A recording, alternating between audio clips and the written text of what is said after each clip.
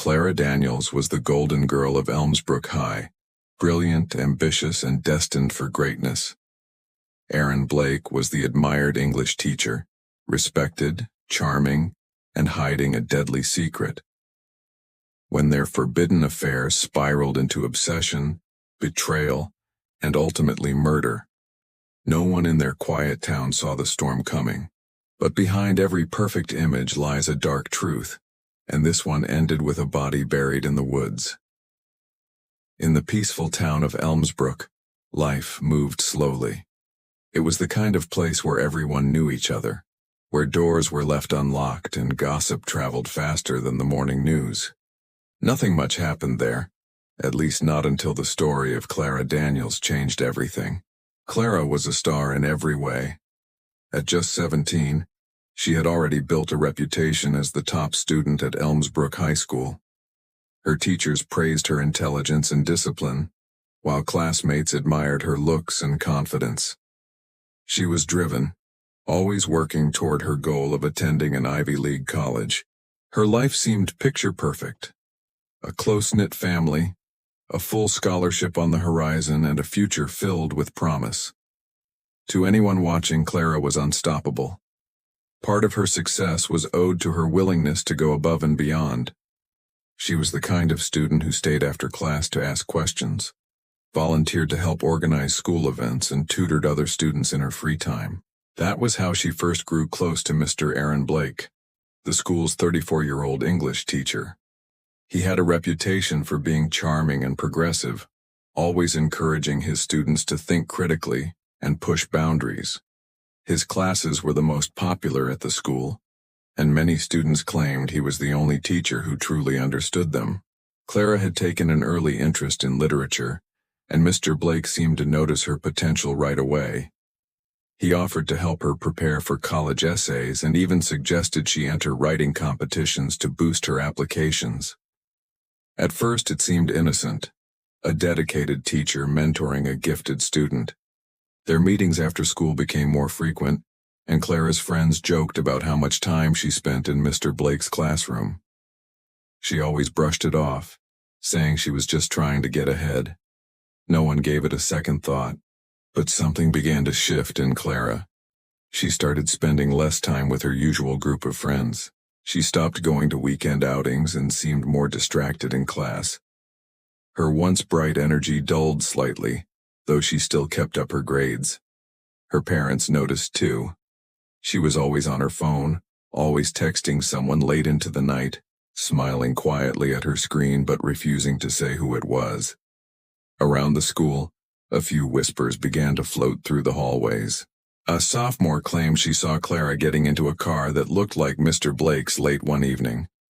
Another student swore they overheard her on the phone saying, "He's married, but he loves me." Still, nothing concrete surfaced. Without proof, the rumors remained just that. Rumors. Clara's outward life still looked impressive. She was nominated for class president, featured in the local paper for winning a statewide essay competition, and even gave a speech at a school assembly that left parents and teachers beaming. No one suspected that behind her perfect image, a dangerous secret had begun to take root, one that would grow, twist, and eventually explode into a tragedy no one could have seen coming. The line between admiration and obsession is often thin, and in Clara's case it was crossed quietly, almost invisibly. What started as long afternoons spent reviewing essays and poetry turned into late-night conversations that drifted far from literature. Mr. Blake wasn't just helping Clara with her writing anymore. He was listening to her talk about her dreams, her fears, and her frustrations. Slowly, he became more than a teacher. He became someone she trusted in a way that felt both thrilling and confusing. It didn't take long for the relationship to move beyond professional boundaries. Their shared passion for words became a cover for something secret and forbidden. Mr. Blake, over twice Clara's age, knew what he was doing was wrong, but he also believed no one else truly understood him the way Clara did. She was mature for her age, he told himself. She knew what she wanted. That's how he justified every decision, every lie, every moment spent in the shadows. They created a world just for themselves. They used burner email accounts to send love letters disguised as writing critiques. Mr. Blake installed a secure messaging app on Clara's phone, one that didn't leave visible traces.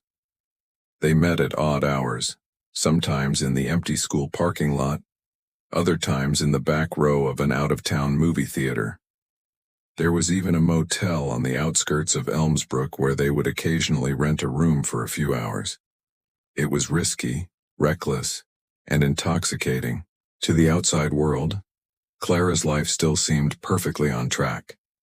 She continued to win academic awards and even earned early acceptance into a top university.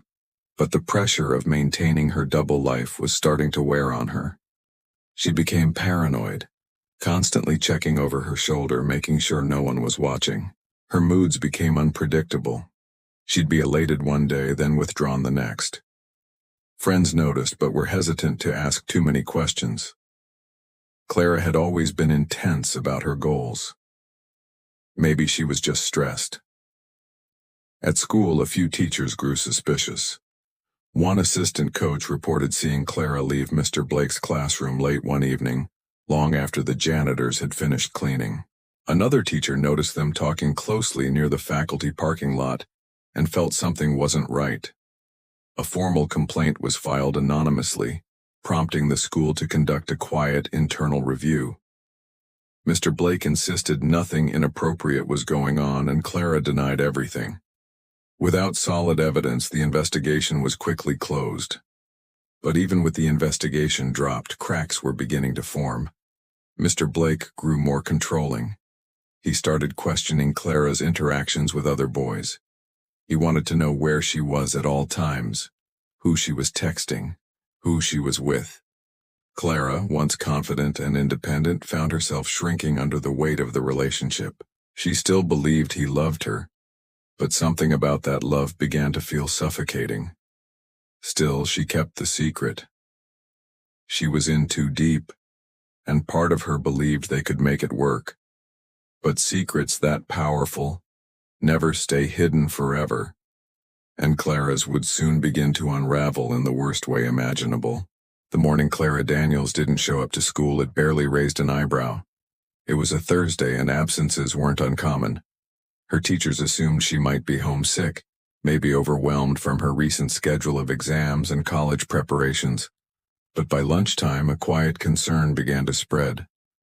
She hadn't informed anyone, not even her closest friends. Her phone was going straight to voicemail, and her last seen message on social media was from the night before. Still, no one imagined the worst, at least not yet. By the end of the school day, her mother grew anxious. Clara was usually punctual, always texting updates about where she was and when she'd be home. Her car was still parked in the driveway.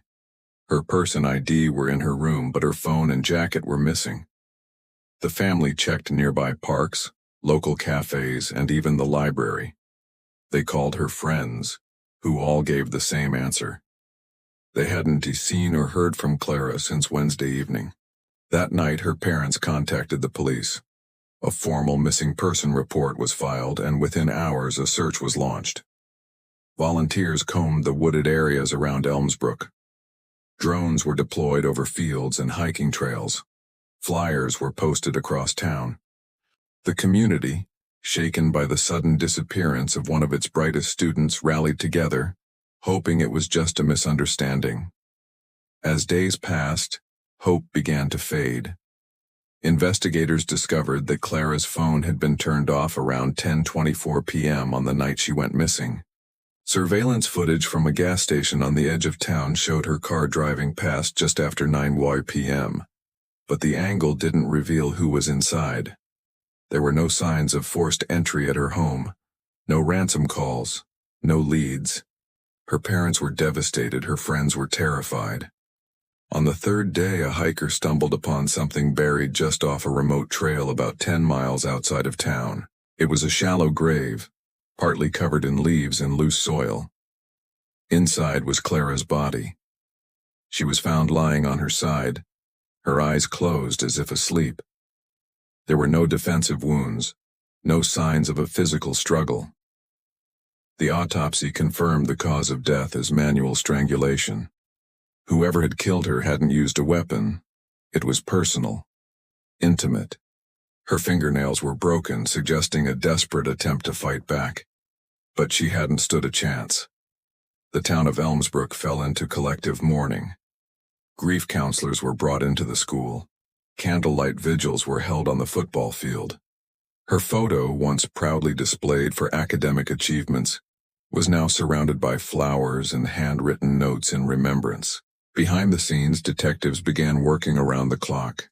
They started digging into Clara's recent history, looking at her phone records, her online activity, and the people she had been closest to.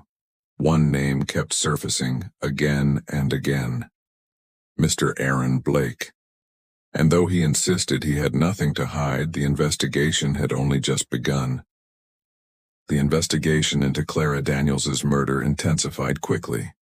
With few leads and mounting pressure from the public, detectives focused on those closest to her. Her family was questioned first, worried parents with no answers.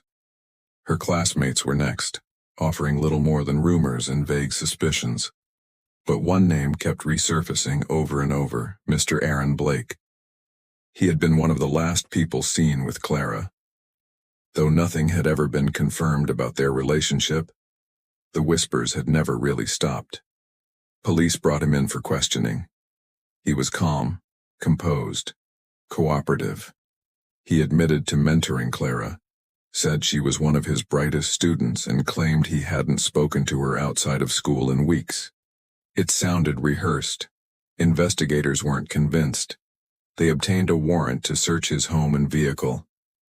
At first, everything appeared normal: textbooks, school materials, a neatly organized desk. But in a locked drawer in the study, they found a small leather-bound journal. It wasn't his. The handwriting inside belonged to Clara. The entries were raw, emotional, and detailed. She wrote about feeling special, about how Mr. Blake made her feel seen and understood. But as the pages went on, the tone shifted. She described feeling trapped, scared, uncertain.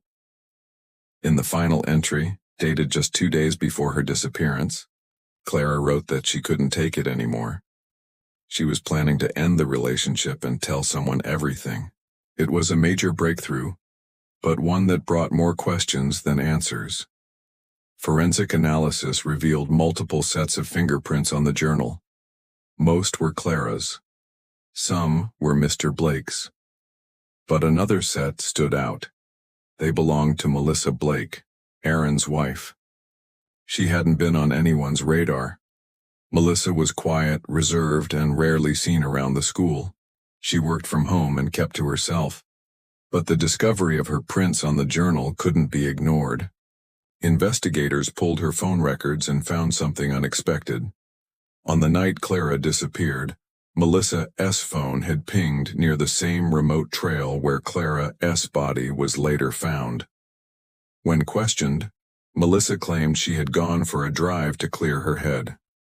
She said she had no idea who Clara really was, insisting she didn't even know her husband had been involved with her. But her story began to crumble quickly.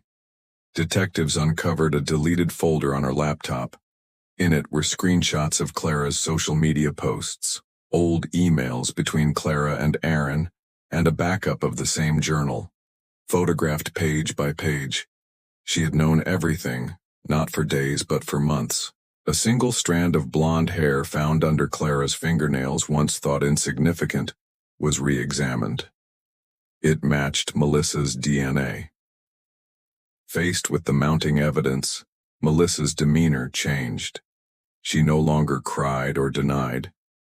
She simply stared ahead, silent. The reality was clear. Someone else had known the secret, and they had been willing to kill to keep it buried.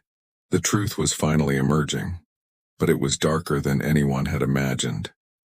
Melissa Blake's arrest sent shockwaves through Elmsbrook. For weeks, the town had been consumed by the mystery of Clara Daniels' death. Many were convinced Aaron Blake, the charming English teacher, was guilty. But the truth was more disturbing than anyone had imagined. The killer hadn't been Clara's lover but his wife. Melissa confessed, but only after hours of questioning and mounting evidence. Her voice was flat, her expression unreadable. She said she hadn't planned to kill Clara. She just wanted to confront her. She felt humiliated, betrayed by her husband, and consumed by anger toward the girl who had, in her mind, destroyed her marriage. But her version of events didn't line up with the facts. In the days before Clara's murder, Melissa had obsessively tracked her movements. GPS data showed she had driven past Clara's house multiple times. She had followed her from school on 2 occasions. On the night Clara vanished, Melissa left home around 8:30 p.m., telling Aaron she was meeting a friend. That friend later confirmed no such meeting had been planned. Melissa drove to the outskirts of town, parked near the hiking trail, and waited. Clara arrived just after 9 p.m. Investigators believe she had planned to meet Aaron there. Instead, she found Melissa. There were signs of a brief struggle, broken branches, a torn strap from Clara's bag.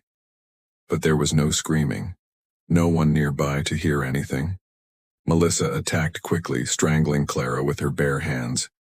It was personal, filled with rage. Then she buried the body with a small camping shovel she had brought in the trunk of her car. Afterwards, she drove home, deleted her location history, and acted as if nothing had happened. Aaron Blake was left reeling. He admitted to the affair with Clara, something he had tried to deny for weeks. He claimed he never believed his wife knew. Once Melissa was charged, the school board dismissed him immediately. Though he wasn't charged with Clara's death, his career, reputation, and marriage were over. In the eyes of the public, he was still responsible, if not legally, then morally. Melissa's trial was swift. The evidence was overwhelming. The journal, the GPS data, the recovered screenshots, and the DNA match. Her defense argued diminished capacity, claiming she had suffered a psychological break. But the jury wasn't convinced. She was sentenced to 25 years in prison for second-degree murder, with no chance of parole for at least 20. Clara's parents never recovered from the loss. Their daughter had been a rising star, taken from them by a storm of lies, secrets, and jealousy. At her funeral, hundreds gathered to remember her brilliance, her ambition, and the future she never got to live. Elmsbrook changed forever. The school installed stricter policies for teacher-student relationships. Townspeople, once trusting and close, grew more guarded. And the trail where Clara S.'s body was found remains abandoned, an unspoken reminder of a tragedy born from forbidden love and deadly consequences.